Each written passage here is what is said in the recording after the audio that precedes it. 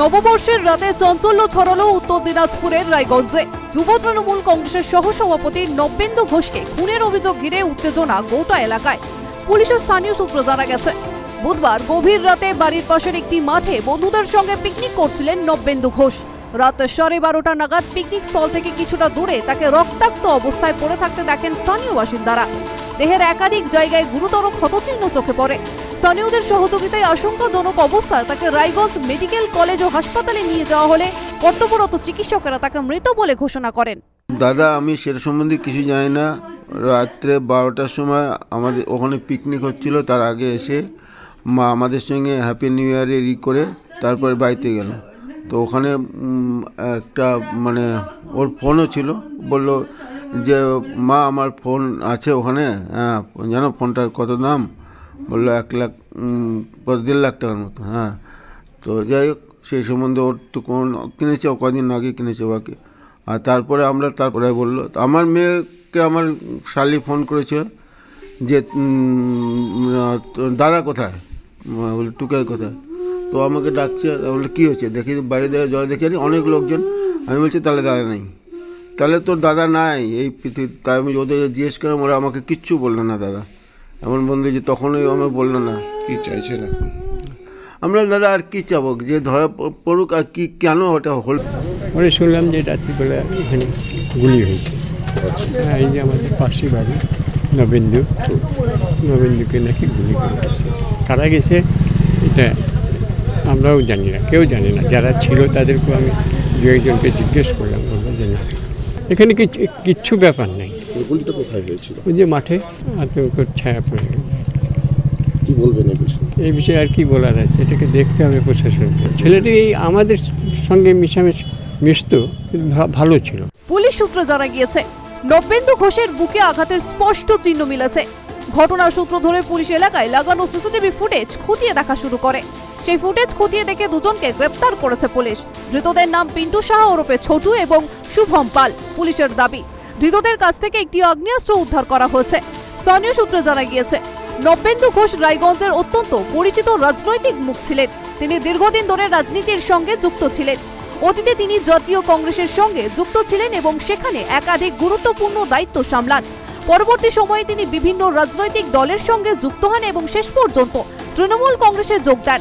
তৃণমূল যুব কংগ্রেসের সহসভাপতি হিসেবে তিনি এলাকায় সক্রিয় ভূমিকা পালন করতেন। নবেন্দু ঘোষের মৃত্যুতে রাজনৈতিক মহলে শোকের ছায়া নেমে এসেছে। রায়গঞ্জের বিধায়ক কৃষ্ণ কল্যাণী এই ঘটনায় গভীর শোক প্রকাশ করেছেন। তিনি বলেন, এই ঘটনার নিরপেক্ষ দ্রুত তদন্ত প্রয়োজন এবং দোষীদের কঠোর শাস্তি হওয়া উচিত। যতখানি আমি নবেন্দু ঘোষ সম্বন্ধে জানি, ও খুবই ভালো মানসিকতার ছেলে ছিল। সে নিজের জনকল্যাণ কাজেও নিয়োজিত রাখত নিজেকে। আজকে ওর যে এই হিসাবে হত্যা হবে, এটা আমরা কল্পনাও চিন্তা ভাবনা করিনি।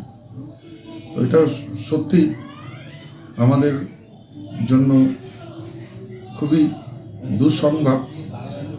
আর আমি আমার তৃণমূলের যারা সহযোদ্ধারা কর্মীরা রয়েছে, তাদেরকে আমি বলবো, আজকে তার পরিবারের কাছে আজকে অনেক বড় ক্রাইসিসের দিন। এই ক্রাইসিসের দিনে আমাদের সকলকে ওর পরিবারের পাশে দাঁড়ানো উচিত, সকলকে সমবেদনা প্রকাশ করা উচিত।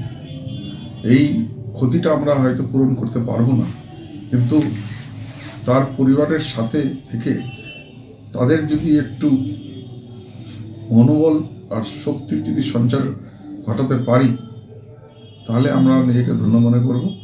আমি ঈশ্বরের কাছে কামনা করছি নবেন্দু ঘোষের আত্মা যাতে শান্তি পাক, মুক্তি পাক। এই ঘটনার পর পুলিশি ব্যবস্থা নিয়ে কি আপনি খুশি? আমি পুলিশ প্রশাসনকে বলবো যে যারাই এই ঘটনাকে আঞ্জাম দিয়েছে, তাদের কেউ যাতে রেহাই না পায়, দুষ্কৃতীরা যাতে খুব কঠোর থেকে কঠোর শাস্তি পাক। আমি শুনেছি ইতিমধ্যে 2 জন গ্রেপ্তার। কিন্তু খুব দুঃখজনক ঘটনা নতুন ঘটছিল, ভাষাহীন, ভাষা হারিয়ে ফেলছে। কে কারা ঘটিয়েছে, 2 জন অ্যারেস্টও করেছে এসপি সাহেব, 2 জনকে অ্যারেস্ট করেছে। তদন্তর বিষয় আছে, কি কারণে ঘটলো, কিসের জন্য ঘটলো, সেটা তদন্ত সাপেক্ষের বেলায় আমরা দেখবো। আর আমাদের একজন কর্মীকে, একদম অ্যাক্টিভ কর্মীকে আমরা হারিয়ে আমরা সমব্যথী রয়েছি, বেদনায় রয়েছি, কিন্তু এটা মুখে ভাষা প্রকাশ করা যাচ্ছে না। কেন এই ধরনের ঘটনা ঘটলো, কি কারণে ঘটলো, এটা খতিয়ে দেখতে হবে। এটা আপনি কি রায়গঞ্জ যাচ্ছেন? আমি বেরোচ্ছি। কি মনে হচ্ছে, এটা কি খুন না অন্য? এটা তো তদন্ত সাপেক্ষের ব্যাপার আছে। আমি এদিকে তৃণমূলের যুব নেতাকে খুনের অভিযোগে ধৃত পিন্টু শাহ ওরফে ছোটু এবং শুভম পালকে বৃহস্পতিবার আদালতে পুলিশি হেফাজতের আবেদন জানিয়ে পেশ করে পুলিশ। বিচারক সেই আবেদন মঞ্জুর করে ধৃতদের 7 দিনের পুলিশি হেফাজতের নির্দেশ দিয়েছেন। আজকে দুজন অ্যাকিউজকে অ্যারেস্ট করে নিয়ে আসা হয়েছিল, শুভম পাল অ্যান্ড ছোট্টু অ্যালাইস পিন্টু সাহা। দুজনকে অ্যারেস্ট করে নিয়ে আসা হয়েছিল এবং আজকে লানেট কোর্টে ওখানে পুলিশের তরফ থেকে পিসি প্রেয়ার ছিল এবং লানেট কোর্ট 7 days পিসি অ্যালাউ করেছেন বোথ অফ দ্য অ্যাকিউজ পার্সনসের জন্য। ম্যাডাম কতদিনের পিসি প্রেয়ার করেছেন পুলিশ? 7 days পিসি অ্যালাউড Allowed হয়েছে। হয়েছে। হ্যাঁ হ্যাঁ আর কোনো উইপিন মানে কোনো কিছু? হ্যাঁ, আর্মস রিকভারি হয়েছে। As per the leading statement of the accused persons, both of the accused persons, arms recovery হয়েছে। One iron made sophisticated 7mm pistol and another cartridges, different bloodstained shots, different articles seized হয়েছে। বর্ষবরণের রাতে picnic চলাকালীন কিভাবে গুলি চলল, কার হাতে অস্ত্র ছিল, ঘটনাস্থলে ঠিক কি ঘটেছিল, এই সব প্রশ্নের উত্তর খুঁজতে এই সব দিক খতিয়ে দেখছে তদন্তকারীরা।